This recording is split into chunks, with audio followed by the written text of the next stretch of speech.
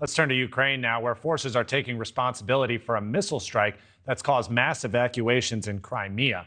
No one was killed, but officials did order evacuations for everyone within 3 miles of that blast site. Ukraine says that mushroom cloud is all that remains of an oil depot and Russian military warehouse. The latest attack comes just days after the Ukrainian counteroffensive took out a nearby bridge. The point served as a major transit route for Russian forces. Military unrest is brewing near Taiwan as well. The nation is preparing for its annual military defense drills, but not without intimidation from China. The PRC sent more than 35 warplanes and 7 ships towards Taiwan this morning. Some of those are reported to have crossed the Taiwan Strait and even entered Taiwanese airspace. This move comes just days ahead of a planned military exercise by Taiwan, training troops in the case of an invasion. Here to talk more about these and other global issues is Major General William Enyart, a retired Major General in the U.S. Army National Guard and former U.S. Congressman. Major General Enyart, thank you very much for your service, of course, and thank you for joining us tonight. My pleasure, Alex. Good to be with you this evening. I want to talk strategy here. Can you explain it behind Ukraine's forces attacking that ammunition depot in Crimea? Absolutely. Ukraine is doing exactly what it needs to do here, and that's attack Russian logistics. Any war that lasts more than a day or two boils down to logistics. You've got to be able to supply the troops. You've got to be able to move the troops. You've got to be able to supply them with beans and bullets and blood.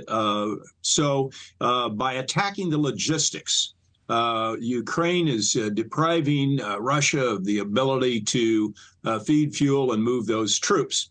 The attack on the Kerch Strait Bridge, the second one where they severely damaged it, is absolutely brilliant.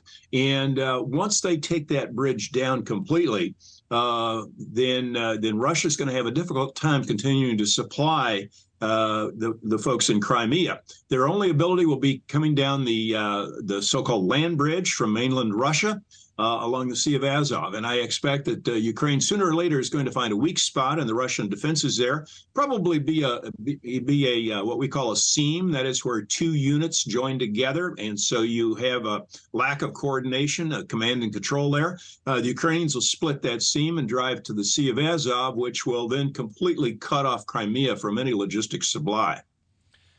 You know, it sounds to me as if you saw that tactic as a success, but obviously over the past few weeks, much of the summer, in fact, we've been talking about this Ukrainian counteroffensive movement. I mean, in your opinion, has that been a success? How do you see that going right now? Well, frankly, it really hasn't started. All we've seen to date, essentially, have been probing attacks, and that's what Ukraine is doing right now. They are looking for that seam that I was talking about. They're looking for that weak spot, and there'll be a weak spot somewhere.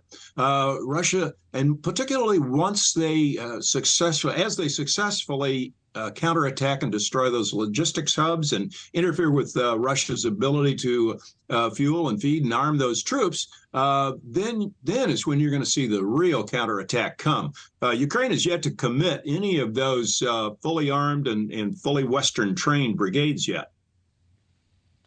One more quick one for you. We're talking about Russian President Vladimir Putin's move that pulled out a deal that allowed Ukrainian grain exports to countries in Africa, Asia, and the Middle East, saying he actually wants relief from Western sanctions on Russian exports.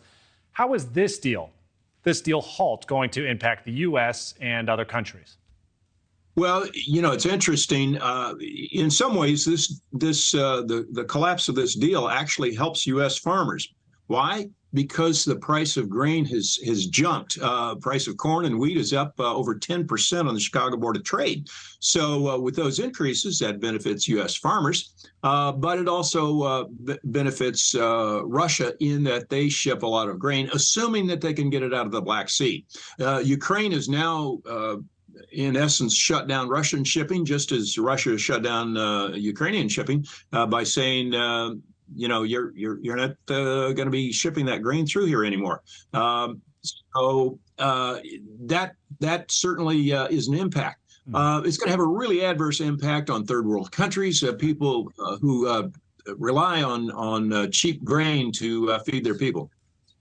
Major General William Enyart, thank you again for your service. Thank you for joining us on this Saturday evening. Great to be with you, Alex. Thank you for watching. Go to newsnationnow.com to find News Nation on your television provider. And don't forget to click the red subscribe button below to get more of News Nation's fact-driven, unbiased coverage.